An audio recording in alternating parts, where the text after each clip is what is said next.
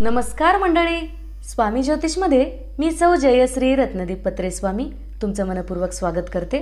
तर मंडळी, आपण आजच्या व्हिडिओत रोजच्या देवपूजेमध्ये देवांना फुलं कसे अर्पण करावे, देवांना फुलं का वाहिली जातात, या फुलाचा महिमा काय व देवांसाठी जे आपण फुलं तोडतो ते आंघोळीच्या आधी तोडावे की आंघोळ झाल्यानंतर तोडावे व या फुलांचा महिमा काय आहे याची सविस्तर माहिती आपण या व्हिडिओत पाहणार आहोत।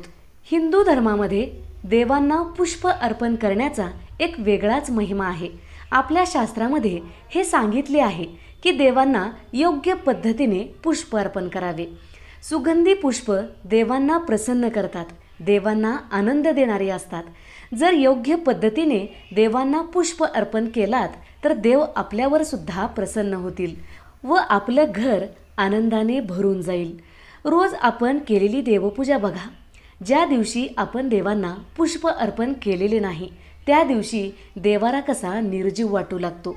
तेच ज्या दिवशी आपण देवांना फुलं वाहिलेली आहे, सुगंधी फुलं वाहिलेली आहे, तर तो देवारा किती प्रसन्न व सुशोभित दिसू लागतो। पण देवांना फुलं का वाहिली जातात व काय आहे या फुलाचा महिमा याची सविस्तर माहिती जाणून घेण्याआधी चॅनलला सबस्क्राइब करा, बाजूच्या घंटीला ऑल करा, म्हणजे मी टाकलेले प्रत्येक व्हिडिओ तुम्हाला पाहता येतील, त्याचं नोटिफिकेशन तुम्हाला पडेल। तर मंडळी, भगवान कृष्णाने गीतेमध्ये सांगितलेले आहे, जो कोणी भक्तिभावाने देवांना फुलं अर्पण करतो ते सहजतेने देवापर्यंत पोहोचतात, ते सहज देव स्वीकार सुद्धा करतो।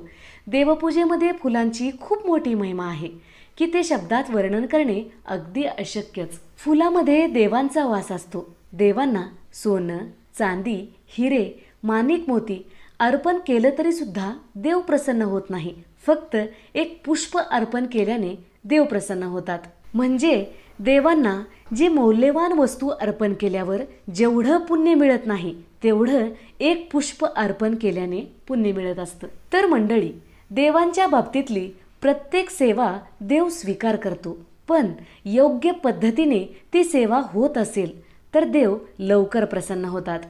देवांना फुलं असे अर्पण करा की देवाला ते स्वीकार करावंच लागेल। फुले जसे झाडाला लागतात तशाच अवस्थेत फुले देवांना अर्पण केली पाहिजे। झाडाला फुलं अशा प्रकारे लागत असतात तर देवांना सुद्धा फुलं अशाच प्रकारे वाहिली पाहिजे। फुलं अर्पण केल्याचे श्रेष्ठ फळ आपणास केव्हा मिळते, जर झाडाला जशा प्रकारे फुलं लागतात तशा प्रकारे जर तुम्ही तसंच फूल देवाला अर्पण केलात तर त्याचे योग्य फळ आपणास मिळत असतं। काही लोक फुलांच्या पाकळ्या वेगळ्या करून देवांना चढवतात, पण हे योग्य नाही। देवांना फुलं व्हायची असतील तर ते अखंड वाहिली पाहिजे, नाहीतर न वाहिलेलेच बरे। तर मंडळी, देवांना फुलं उगी व्हायचे म्हणून अर्पण करायचे नसते, त्यामागील भाव सुद्धा जाणून घेणे खूप गरजेचे असते। फुलांचे एक नाव सुमन सुद्धा आहे। सुमन या शब्दाचा अर्थ सुंदर मन असा होतो। आपले मन खूप चंचल आहे, क्षणात इथे तर क्षणात दुसरीकडेच असते। आपले मन काढून आपण देवांना अर्पण करू शकत नाही, म्हणून देवांना फुलं वाहिली जातात। म्हणून फुलं वाहिल्यामुळे आपलं मन अर्पण केल्याचे पुण्य मिळते, म्हणून देवांना रोज फुलं अर्पण केले पाहिजे। देवांना फुलं उलटे व वेडेवाकडे वाहू नका, देवांना हे अप्रसन्न करतात। आपण तर देवांना प्रसन्न करण्यासाठी फुलं वाहत आहोत, म्हणून मंडळी, देवांना फुलं अखंड, सुगंधी व योग्य पद्धतीनेच वाहिले पाहिजे। जसं झाडाला फूल लागतं तशाच प्रकारे देवाला फुलं अर्पण केलं पाहिजे। जर तुमच्याकडे देवपूजेसाठी फुलं नसतील तर हरकत नाही, तुम्ही प्रत्येक देवाला एक एक तांदूळ अर्पण करा, पण फुलाच्या पाकळ्या वेगळ्या करून चुकूनही देवांना अर्पण करू नका। हे अशुभ मानले जाते, हे आपल्यासाठी योग्य नाही। देवांसाठी जे आपण फुलं तोडतो ते आंघोळ करून तोडावे की आंघोळीच्या आधीच तोडावे। तर मंडळी, देवांसाठी जे आपण फुलं तोडतो ते आंघोळ केल्यानंतरच तोडले पाहिजे, कारण देवांचे पावित्र्य राखणे हे आपले कर्तव्य आहे। कारण देवपूजा पावित्र्य राखून केली तर हे आपल्यासाठी शुभ मानले जाते, घरात कुठला दोष राहत नाही।